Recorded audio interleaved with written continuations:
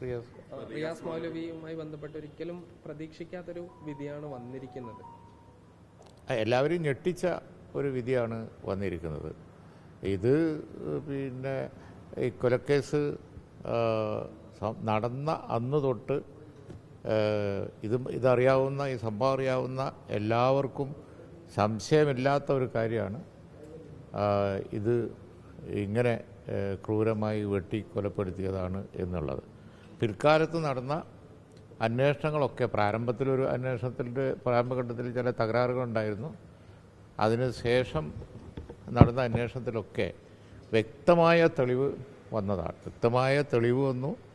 അതുമാത്രമല്ല, കേസ് തെളിവുകൾ ശക്തമായതുകൊണ്ട് പ്രതികൾക്ക് ജയിലിൽ തന്നെ കിടക്കേണ്ടി വന്നു. അത് കഴിഞ്ഞ് ട്രയൽ നടന്നാൽ ശിക്ഷ കിട്ടുമെന്ന് ഉറപ്പിച്ച ഒരു കേസാണ്. ഒരു ചെറിയ ശിക്ഷ പോലും ഇല്ലാതെ എല്ലാവരെയും വെറുതെ വിട്ടിരിക്കുന്നത്. അതുകൊണ്ടാണ് എല്ലാവരെയും ഞെട്ടിച്ച ഒരു വിധിയാണ് എന്ന് പറയുന്നത്. അത് ഇപ്പോൾ വിധി പകർപ്പ് വരുമ്പോഴേ ഇതിന് ആധാരമായ കാരണങ്ങൾ അറിയുള്ളൂ. പക്ഷേ നമുക്ക് പ്രഥമദൃഷ്ട്യാ തോന്നുന്നത് കേസ് നടത്തിപ്പിൽ പ്രോസിക്യൂഷന് സീരിയസ് ആയിട്ടുള്ള തകരാറ് സംഭവിച്ചിട്ടുണ്ട് എന്നാണ്. നടത്തിപ്പ്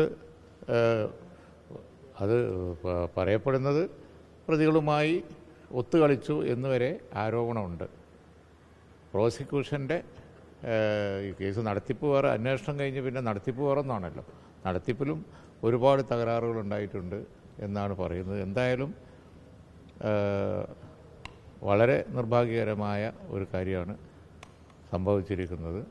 ഇങ്ങനെ ഉത്തരേന്ത്യയിൽ പോലും സംഭവിക്കാറില്ല.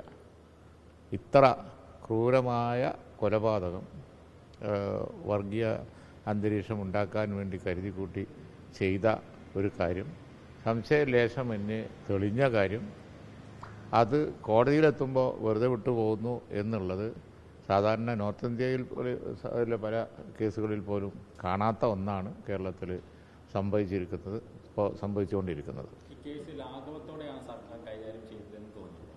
അതാണ് ഞാൻ പ്രോസിക്യൂഷൻ എന്ന് പറഞ്ഞാൽ സർക്കാരാണല്ലോ. പ്രോസിക്യൂഷൻ എന്ന് പറഞ്ഞാൽ സർക്കാർ തന്നെയാണല്ലോ. ലാഘവത്തോടു കൂടി കൈകാര്യം ചെയ്തില്ല എങ്കിൽ കേസ് ശിക്ഷിക്കപ്പെടേണ്ടതാണ്. പ്രതിപക്ഷ നേതാവൊക്കെ ആരോപിക്കുന്ന ഒരു കാര്യം, നേരത്തെ CPM RS തമ്മിലൊരു ബാന്ധവം ഉണ്ടായിരുന്നു. അത്തരത്തിലുള്ള ബാന്ധവത്തിന്റെ കൂടി ഭാഗമായിട്ടാണ് ഇങ്ങനൊരു രീതിയിലേക്ക് പ്രോസിക്യൂഷന് ഒത്തുകളിച്ചെന്നുള്ള ആരോപണം. അങ്ങനെ ഒരു ബാന്ധവം അല്ല. ഇത് ഇപ്പോൾ നാളെ വിധി പകർപ്പ് വരട്ടെ, അപ്പോൾ കൂടുതൽ പറയാം എന്താണ് കാരണം പറഞ്ഞിരിക്കുന്നത്. എന്തായാലും ഇതിലൊരു ഒത്തുകളി ഉണ്ട്, ആ കാര്യത്തിൽ സംശയമില്ല. എങ്ങനെ ആണ് പ്രോസിക്യൂഷനും പ്രതികളും ഒത്തുകളിച്ചത് എന്നുള്ളത് നോക്കേണ്ടിയിരിക്കുന്നു. പക്ഷേ നോർമലായിട്ടുള്ള ഒരു സംഭവമല്ല ഇത്. സാധാരണഗതിയിൽ നടക്കേണ്ട ഒരു സംഭവമല്ല. സീരിയസ് ആയിട്ടുള്ള എന്തോ ഒത്തുകളി ഉണ്ട് എന്നുള്ളത് ഉറപ്പാണ്.